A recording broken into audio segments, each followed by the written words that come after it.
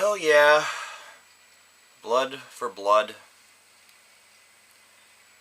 We talked about these guys before. We've talked about their last album, Band of Brothers, which was released in 2012. As I remember, the review was pretty positive.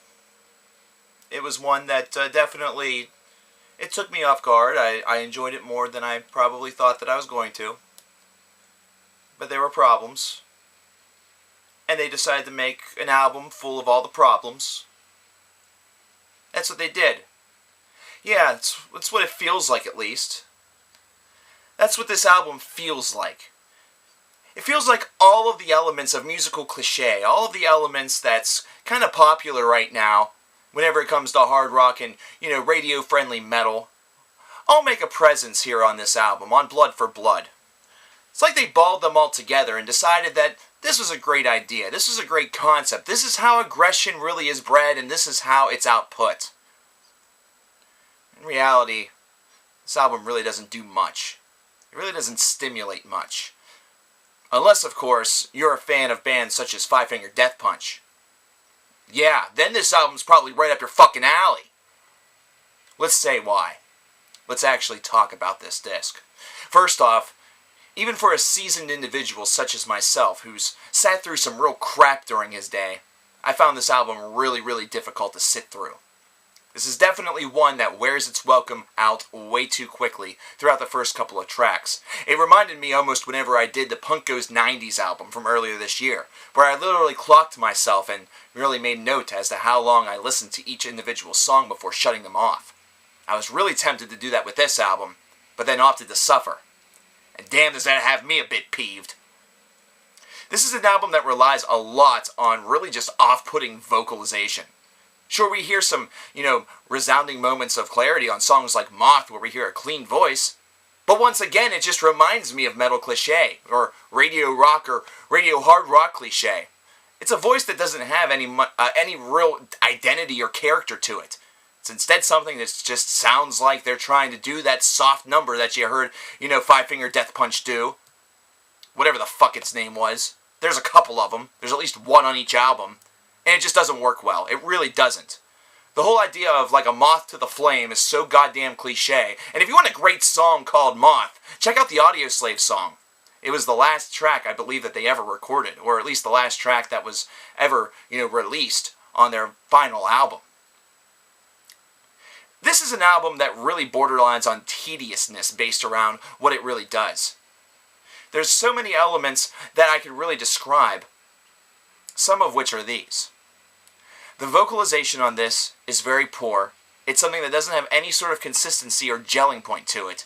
It's something that's trying to really waver and balance unbridled aggression with a little bit of softness, leaning more toward the aggressive side, and it's something that comes off as flat. It comes off as dated.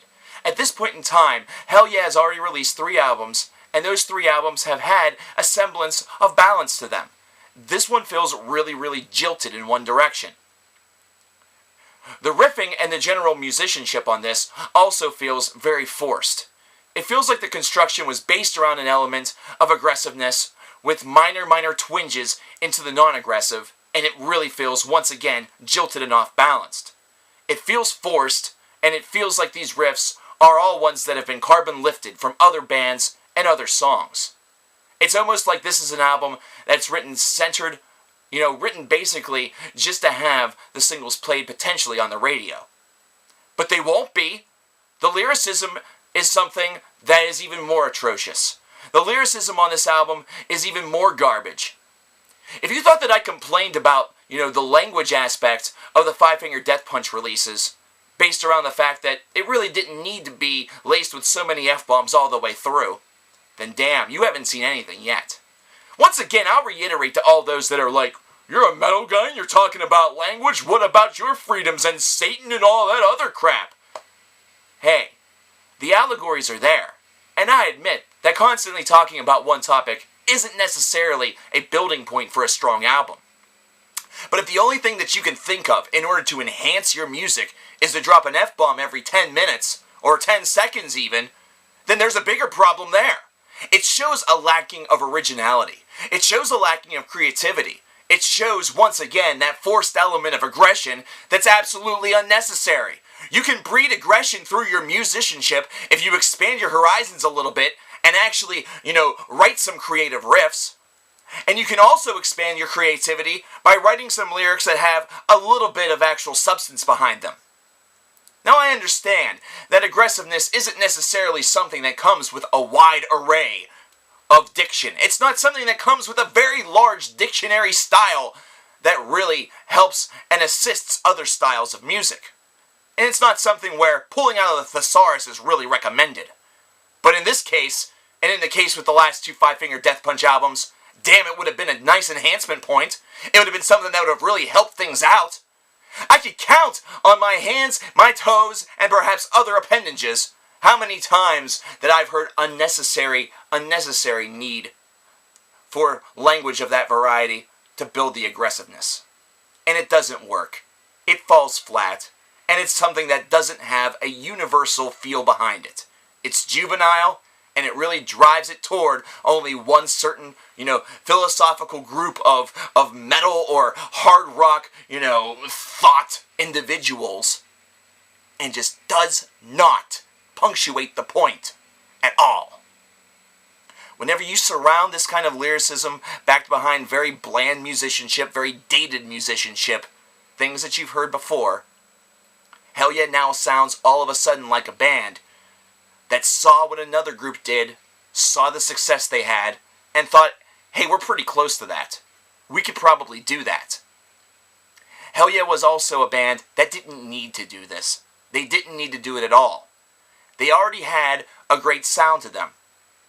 That little infusion of country that you'd hear every so often with songs such as Alcohol and Ass made them a novelty. It made them a great group.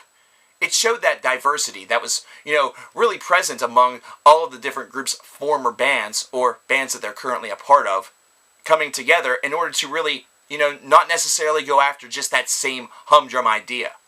Kind of break out of the mold a little bit. But instead, this comes off as unimagined and just uninspired garbage.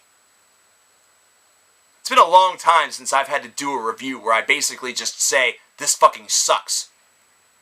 But this fucking sucks. This is a band that really needs to rethink their philosophy.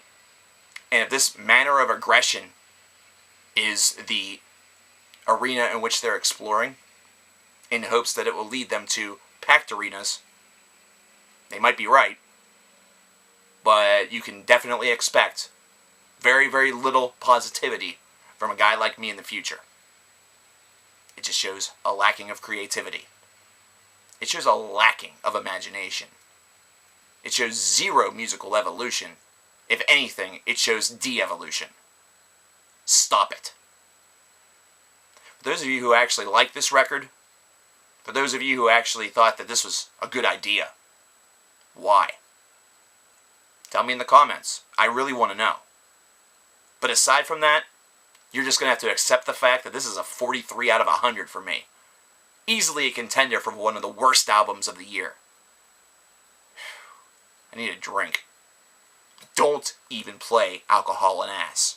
Even though I'm about to alcohol my ass right the fuck out of here.